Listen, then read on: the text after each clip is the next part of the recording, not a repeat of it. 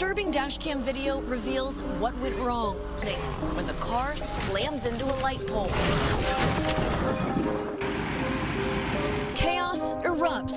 About 50 feet from the burning wreck, Seal Beach police see the man on the ground severely injured. Handled this situation. What we will do, and I'll mention this again a little bit later, but what we will do is get a briefing right now to get information to you. And then during the course of the day, as we continue this, we will, on a regular and routine basis, provide you additional information. Received a call at 1:59 a.m. and within 57 seconds, the first paramedics and officers were on scene actively treating the patients. The hardest part right now is there's so many people doing it. You have to find a niche that makes you stand out from other people if you want to grow a big audience. Otherwise, you really just go do something that you like because you like it. Don't chase the money. When you chase the money, it's just going to ruin the fun because there's no money in it for years if you start. Unless you find some magic ingredient that's like your personality is unique or you're super entertaining or you find some sort of format, you just got to find that thing that's you, that's natural. Don't try and make it fake, you know? Yo, bro, listen up real quick. This dude spent his whole life filming other people's crashes. Every race, every burnout, every wild moment, his camera was always there, no cap. And then one day, he became the story. December 2025, Toyota Supra. A pole, and Kyle Loftis was sitting right there in the passenger seat. Everyone thought, bro's gonna be fine. He's tough. He'll bounce back. 5 months later, May 5th, 2026, they found him dead in his own house. And the cause of death? Nobody's saying anything. Dead silent. So today we're asking the question everybody's thinking, but nobody's got the guts to say out loud. Did that crash actually kill Kyle Loftis? Stay with me, bro. This one's gonna hit different. If you're even a little bit into car culture, like even 10%, you already know 1320 video.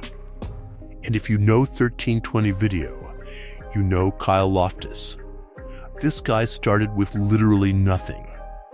No money, no sponsors, no industry connections, just a camera and a crazy obsession with street racing. And 20 years later, 4 million YouTube subscribers, 10 million fans across all platforms, the biggest streetcar media company on the whole damn internet. Built from scratch, bro. No shortcuts, no handouts. And then, May 5th happened. And just like that, it was over. Today, I'm breaking down everything. Kyle's story, that December crash, the mystery nobody's solving, and why this whole thing just doesn't sit right with me. Put the phone down, bro. Actually watch this one. Alright, so first, let's talk about who this guy actually was. Kyle was from Nebraska, Omaha area, Midwest kid through and through, not Hollywood, not LA, just a regular dude from the middle of America who was absolutely obsessed with fast cars. 2003, he starts filming. And here's the wild part. YouTube didn't even exist yet, bro. Like literally didn't exist. So what's Kyle doing? He's burning DVDs, filming underground races and handing out DVDs at car meets and posting on forums. No algorithm, no trending page, no viral moments, just pure grind. Then YouTube popped up. And Kyle already had 9 years of community built up. When the platform came, the audience was already waiting. That's crazy when you think about it. And this dude wasn't just building his own thing either. He was pulling other people up with him. Cletus McFarland, who's now a massive creator with millions of fans, he straight up said publicly that Kyle gave him his early shots. Kyle was mentoring people while building an empire at the same time. And then just a few weeks before he died, Cletus gifted Kyle a brand new Chevrolet Corvette ZR1. Like a dream car, bro. Kyle was happy. He was active. He was planning content. And then 5 days into May, he was gone.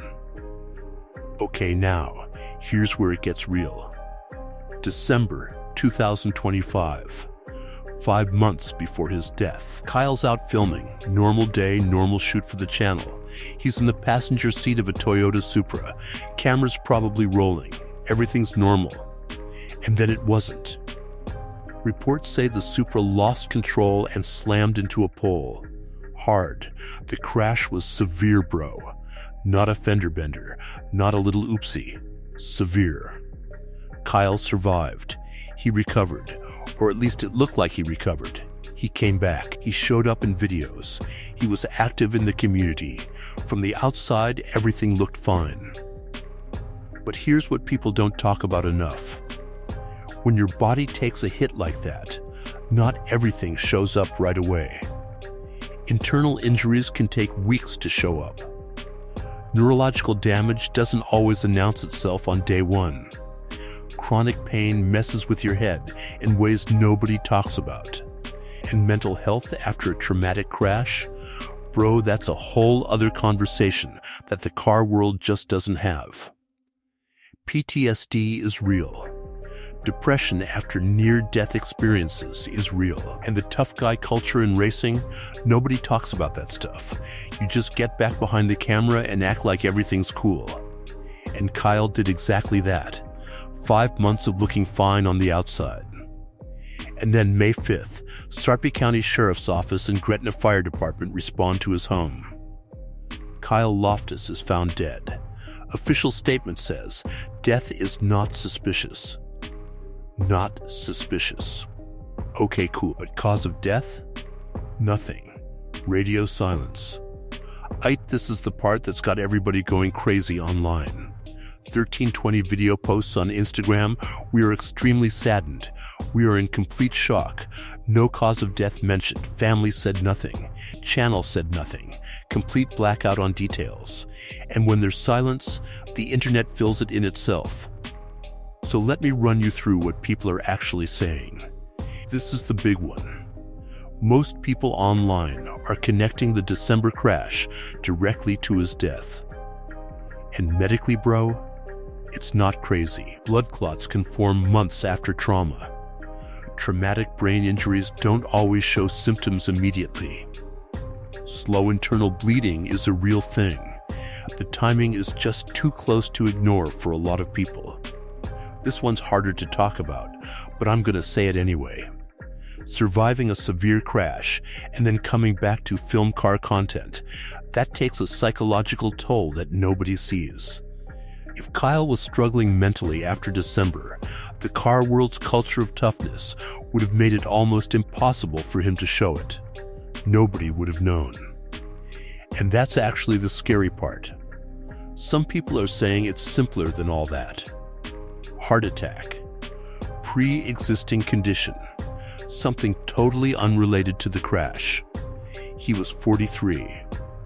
It happens, but the timing with the crash makes this the hardest theory to just accept and move on from.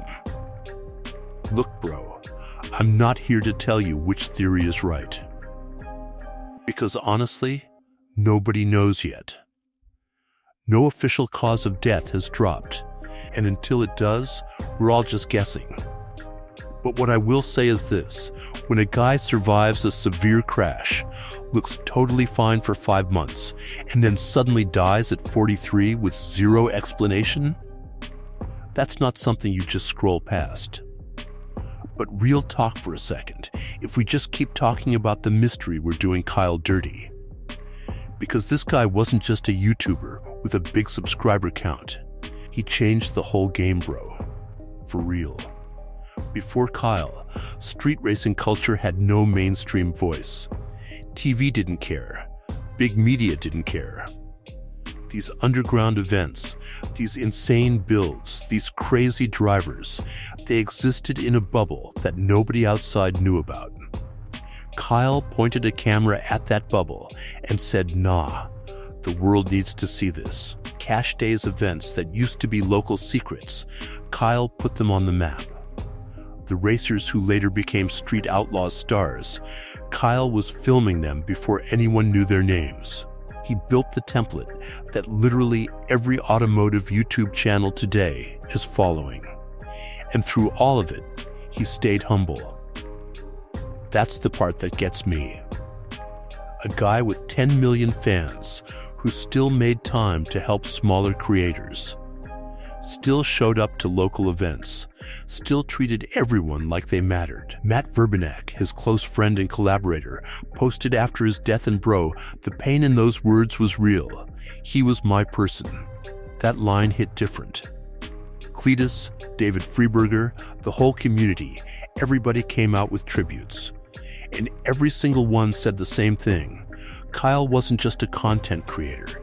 He was the heart of the community. One person held an entire culture together. That's not normal, bro. That's rare. So look, if you made it this far, respect, bro. For real. Kyle Loftis' story isn't just a death announcement. It's 20 years of grind. 20 years of showing up with a camera when nobody was watching. 20 years of building something real out of nothing. It's a mentor who pushed others forward while staying in the background himself. And yeah, it's a mystery that hasn't been solved yet. That December crash, those 5 months, the silence from everyone around him. It doesn't all add up neatly, and I think we all feel that. Maybe the crash did it. Maybe it was something else entirely. Maybe we'll get answers soon. Maybe we never will. But here's what I know for sure. Kyle Loftis proved that you don't need a media company backing you.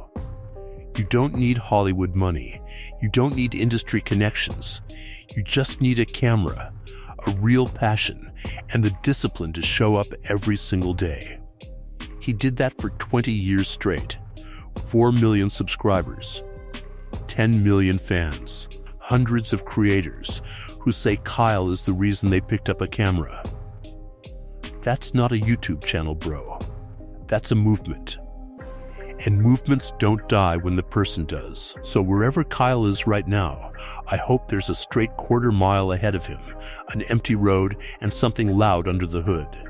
He's earned that.